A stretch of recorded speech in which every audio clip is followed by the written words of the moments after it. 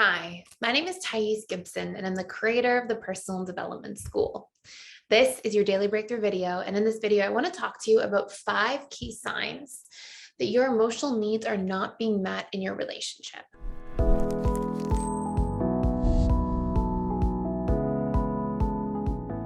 So one of the first signs that's really important to pay attention to, and when I say signs, what I'm really trying to say with this is like these are symptoms of something underlying or underneath that if we address that underneath root cause, we can actually see transformation in the relationship. So as I go through each of these major signs, I'm actually going to give you a bit of a tool to move through this and what to discuss and just help you sort of be guided through this process of communication.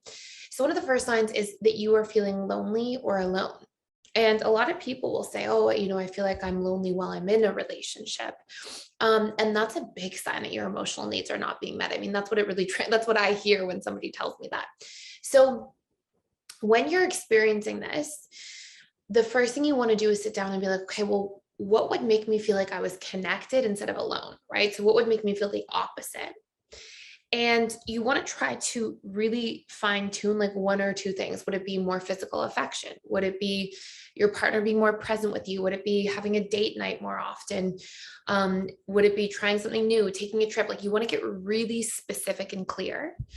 And then you want to actually go and communicate this to your partner or loved one. And by doing this, you actually allow the facilitation of something to take place where there can be a transformation in the relationship, rather than what I see people often do is they'll be like, oh, I feel lonely and alone, and they'll resent their partner, or they'll make passive aggressive comments, or they'll try to make their partner jealous, or they will push their partner away or shut down. Like there's sort of all these different things that people will do at a subconscious level when they haven't just made this information fully conscious and put together a conscious strategy for moving through this, right?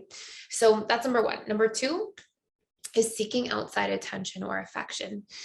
And we've covered this on this channel a few times. And one of the things we talk about a lot is people cheat more often than not because they have unmet needs for long enough periods of time that they then build so much resentment towards their partner, and they feel like they blame their partner because they sort of have this expectation at a subconscious level, like, oh, my partner is supposed to be meeting all my needs. They were originally in the honeymoon stage of the relationship. So when it's not happening, they feel upset, sometimes threatened, sometimes abandoned, sometimes betrayed.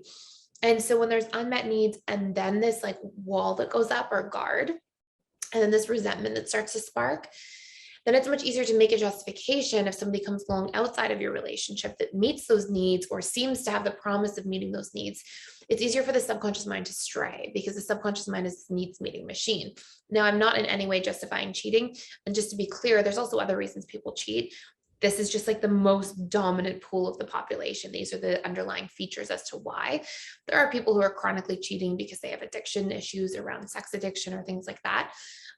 Or a big hole in their bucket of significance where they're constantly seeking validation, reinforcement, these sorts of things. But as a general rule, what you're seeing here is when people are seeking outside attention, even if it's not cheating, but just like really seeking outside attention in some form as a means of like an ego boost or a boost for connection or validation. This is a sign that they're not getting those very specific needs met in the relationship, which again is a call for communication. It means it's time to go to your partner, to your loved one, and say, hey, encouragement, validation, words of affirmation, these things are important to me in a relationship. It's a big love language for me, perhaps. And to be able to facilitate organizing that you guys are more attentive to that need as a collective. But that can't be done without a dialogue around it first, if it's something that's currently missing. Number three is when people are in a situation where they feel like their love languages are not being spoken to. So if your emotional needs are not being met, you may feel this like huge need for a love language that's not available to you currently. And for those of you that aren't familiar, this is from Dr. Gary Chapman's work, and he talks about how there's 5 major love languages.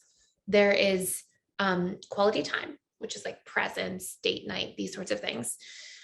Physical touch, which is pretty self-explanatory. Words of affirmation, encouragement, these sorts of things.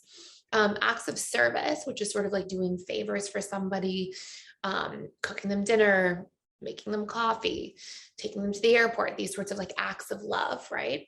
Through behaviors. And then we've got gifts.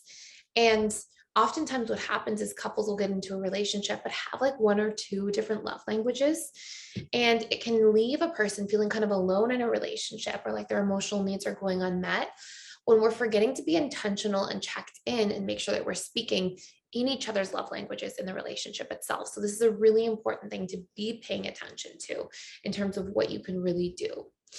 Number 4 is using indirect strategies to get your needs met. Now, this is a huge topic, and we talk a lot about this. There's a great course for this called Discover, Embrace, and Fulfill Your Personal Needs. It's all about how to get your needs met in a romantic relationship by understanding them first, and then being able to have that information to build that relationship to yourself, to really prime your subconscious mind to be able to get them met as well. But basically, this key theme is like, if you don't know your needs, then how are you ever going to be able to articulate them to somebody else? And then you're always going to be left feeling a little unfulfilled, because people are never going to mind read your needs 100% of the time. So you're going to be left feeling like, oh, my needs are unmet. There'll be this sort of subconscious lingering feeling of loneliness or unhappiness or lack of fulfillment in a relationship. But if we actually just have that information and we're communicating effectively with a partner, we'll be able to take each other's needs into consideration and show up and meet them.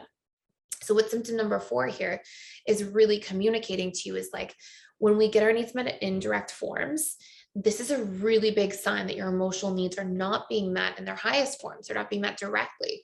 So an example of this is like, if you're trying to make your partner jealous to see that they care, I mean, like, that's a really indirect strategy, rather than just like saying, hey, validation's important to me in a relationship, or words of affirmation or vulnerability, having vulnerable conversations, expressing where we're at, being checked in. Like, there's so many healthy ways of getting the need met for validation that don't have to involve making your partner jealous, right? So being clear about that is extremely rewarding and important.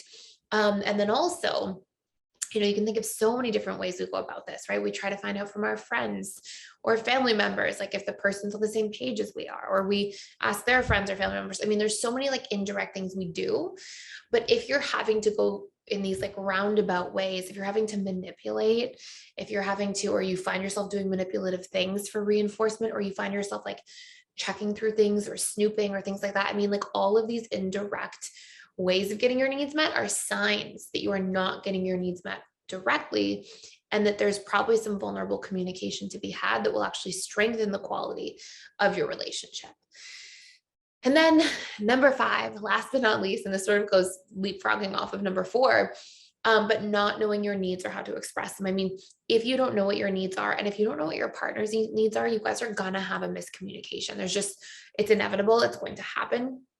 If you know your top needs, you're clear about them, and you have a habit of checking in on a weekly basis to be like, hey, are your needs being met? How are you feeling this week about us? Like, what's going on? I mean, obviously you don't want to do this in like when you're on like your third date with somebody, but once you're past honeymoon stage, like you're actually in a committed longer term relationship, these are really important things to be doing to really make sure that like that relationship is being nurtured effectively, so it can really last the long run, and that those roots are continuously growing deeper. So again, if you want to do a much deeper dive into that, your needs, your partner's needs, understanding them, how to communicate about them, you can check out for free for 7 days our Discover, Embrace, and Fulfill Your Personal Needs course that will talk all about needs and do a deep dive into all of that information for you, and sort of guide you through that whole process. But hopefully this video gave you some starter information in terms of just being aware of like, are your needs not being met, and then some strategies for what to do. So that's it for today. Thank you so much for watching and for being here. Please like, share, and subscribe if you haven't already, and I will see you in the next video.